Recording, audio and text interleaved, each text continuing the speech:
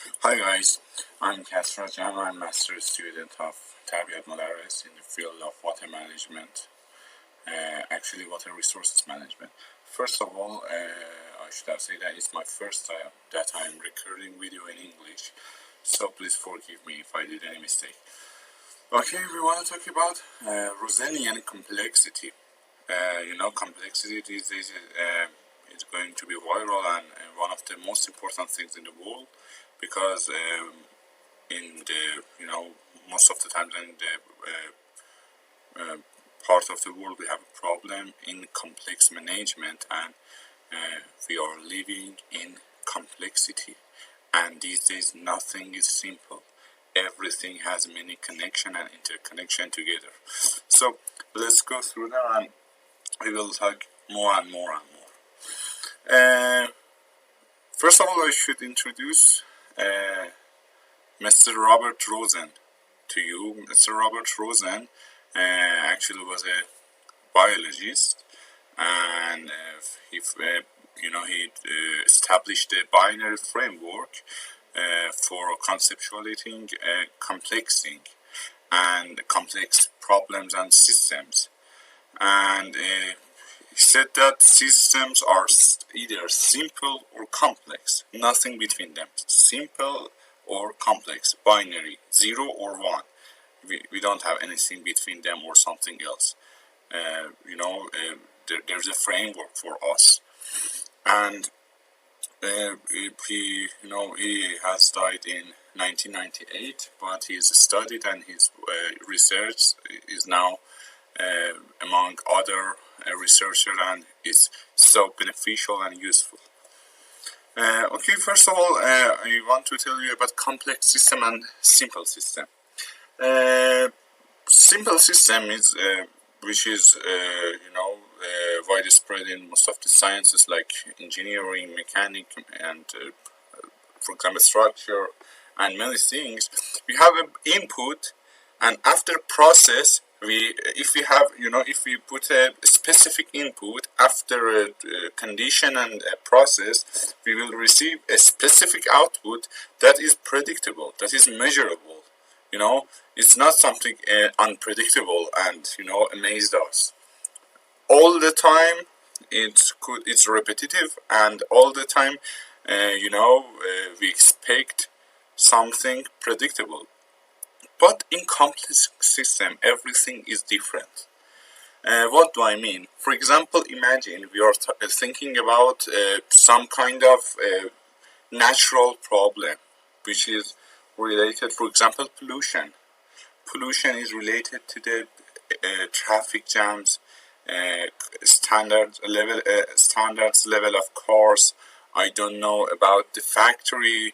Do we have a good urbanization? Do we have a good location for factory or something like this? And if for example government offers some off day to people, many of them cannot have those off day because they will lose their job and they don't have any alternative for that. So it's complex system. And as you see in the picture, for moving circle and circulating, it needs to the many people help in many dimensions and specs. Doesn't have in one input, process and output. It has many options, and it's not predictable. The result is not predictable and it's not measurable. So it makes our work harder and harder. So let's go forward. I will talk to you more about this. So I want to say about Robert Rosen. Robert Rosen, thinking about complexity, was first of all was his distrust of reductionism. He believes that science has essentially been application of reductionism, and with focus on just parts, not the whole. When a system is reduced and you eliminate many parts and many components, and many many interconnections, lost, and relationships, and you cannot have a good view of the whole system. As you see in this picture, we have a bicycle, and we, you know, take apart all the components, out of the bicycle. And if we want to, just focus on the part and components, like the picture under the like the second picture, we see that if we have a attitude on parts and parts, we cannot have a good whole view, and we lose many things, and it's meaningless. So we should have a whole view, and we cannot have decomposite everything, because if we decompose it and if we reduce the components, we will lose the whole view, and finally it would affect on our result and our conclusion, and it will have many drawbacks, and we should be aware of how are we looking at them. Do we reduce any parts or not? It's a really important question. So in this part, we want let's go further. And Rosen was convinced that the methods for science, like physics and chemistry, mathematics, and something like them, consider system as a closed system, like the picture on the left side. Closed system, it has many interaction inside that, but any components and any interaction out of the system doesn't influence the system. That's that's the trait of the closed system. That's it's a trait of the closed system, and the outside, outside vibes, outside components, outside if outside components doesn't and don't affect on the closed system. But look at the right side. Right side, it's the interaction between something like water or land and atmosphere. We have incoming solar radiation from outside, from sky, and we have reflected solar radiation from water. We have absorbed solar radiation by surface, evaporation, thermal energy, and many things. That is interaction between surface and atmosphere, and we cannot ignore and deny it. And Rosen's criticism was about reductionism. Was not that reductionism is wrong and should be abandoned. No, not at all.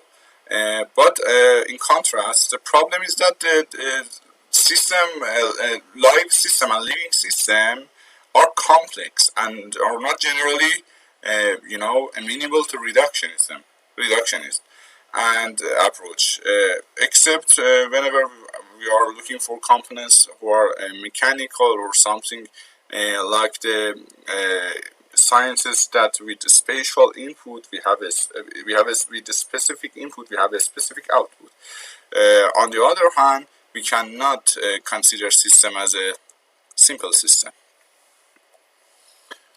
So a question: have we come to a fork in the road in defining complexity? It's a really important question that we should answer them. Rosen, as I told you before, recommend a binary framework. It's one or two, simple or complex. So let's go through the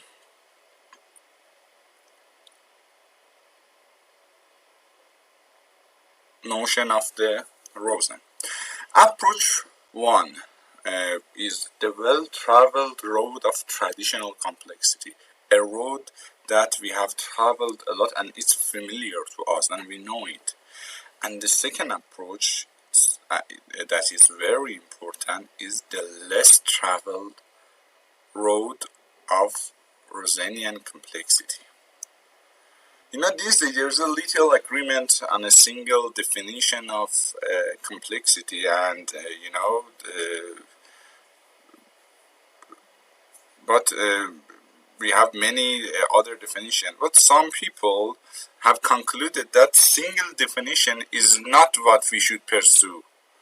And the things is important that every field and every measure and every problem system maybe have its own definition, like consciousness, like gravity, like I don't know, force gen and something like them, and all of them have their own definition. And science is progressing these days, and it's not an obstacle to have a different definition. So, let's talk about the two approach. Well-traveled and less traveled approach. Scientists, including ecologists and other fields and majors who are seeking to study complexity, seem to be at the fork in the road and attempting to arrive at a destination in a clear way.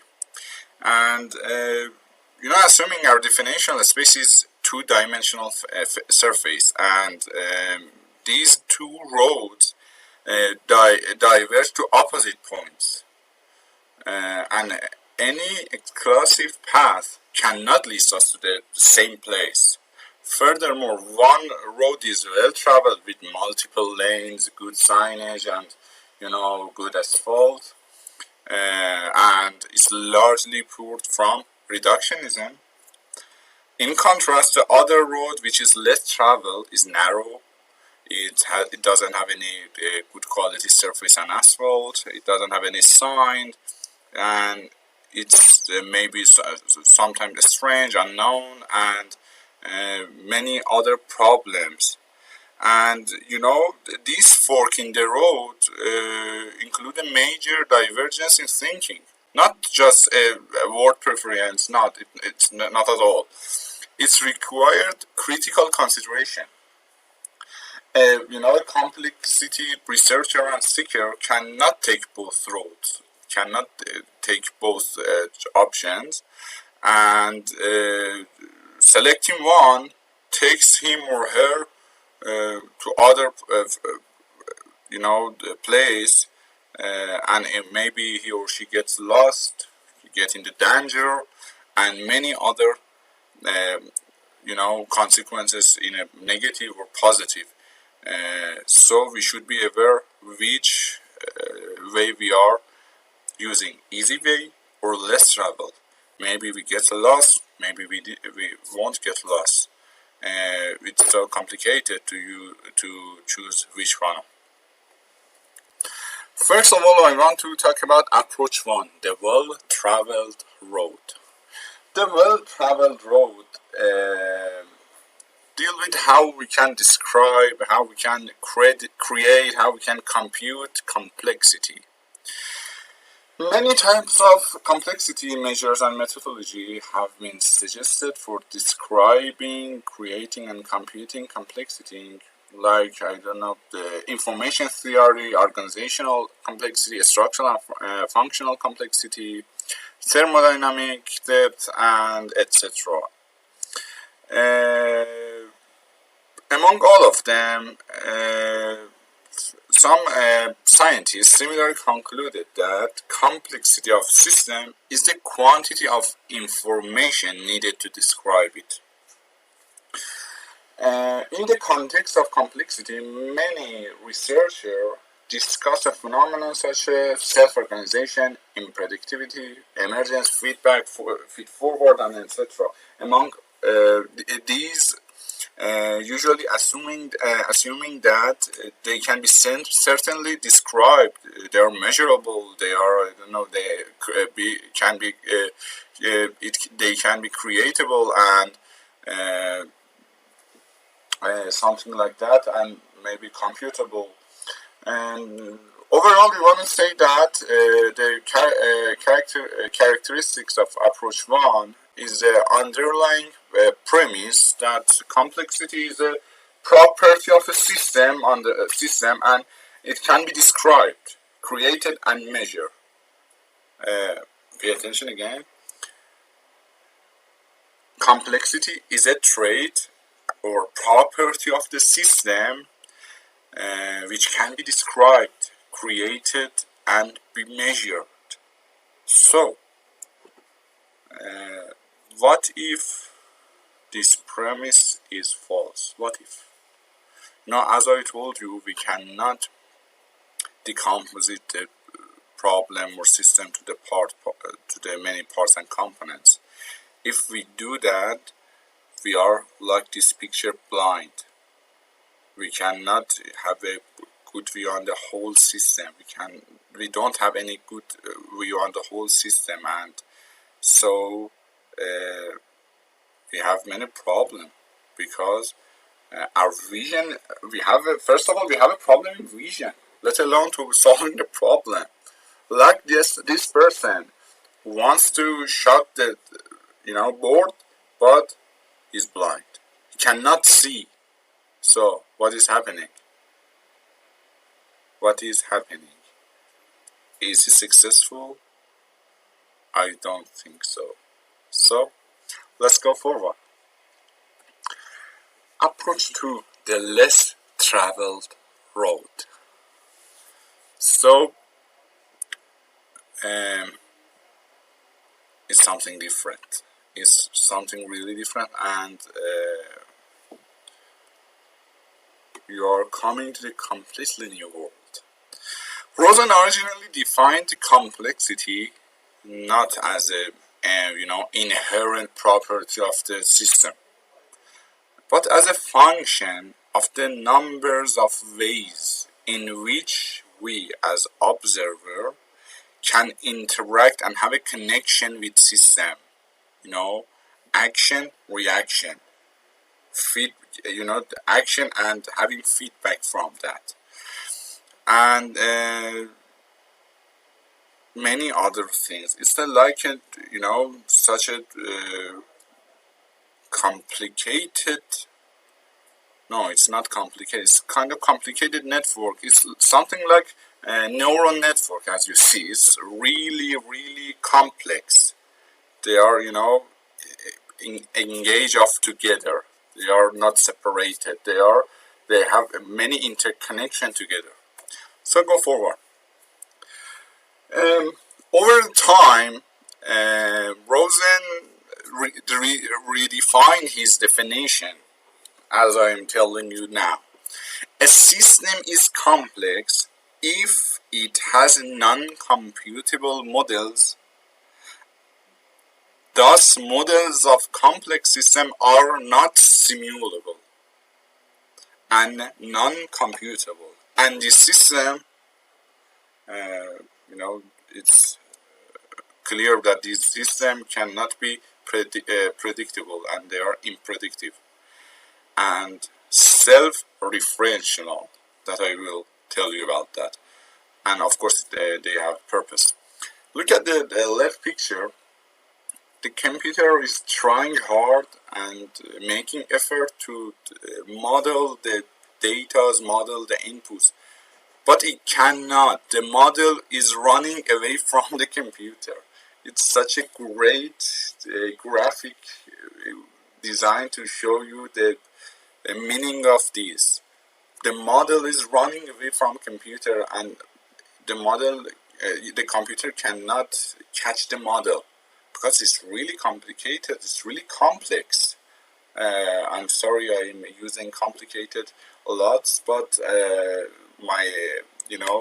mean complex. It is completely complex.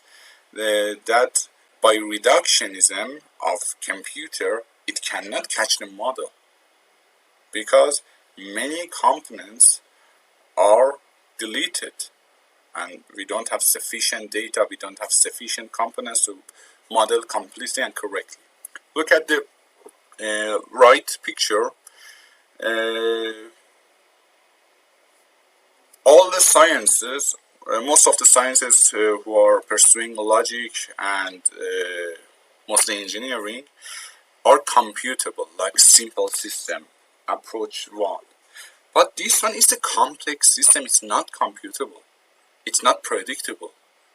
For example, something happens in somewhere else, we cannot, conclude that by those data we are computing that in this situation, in this area, we will face this problem too. No, not at all. Everything is different. That situation have its own story. Here, situation and location have its own story, and we don't know. We can't just try. We cannot have a complex vision and have a whole view and try, study, research to decide better. But we cannot anticipate what is going to happen. So difficult and impossible. It's impossible. I told you to want to talk about self-referential. Look at the left picture. At the left picture, this and that. Look at the sign of this and that. Self-referential. This and that both contains each other. You cannot omit one of them because that is that and could be this. This is this and could be that. The right one. Look at it. At this first layer, at the layer one, level one, self-reference, I am. I, then am references to I. But the level two, we have I am and layer two, another I am. I am, I is I am. So it is referencing to itself. So it makes it more complex. I told you they are complex. We cannot separate them and look at them as a separate components and parts. They are completely together.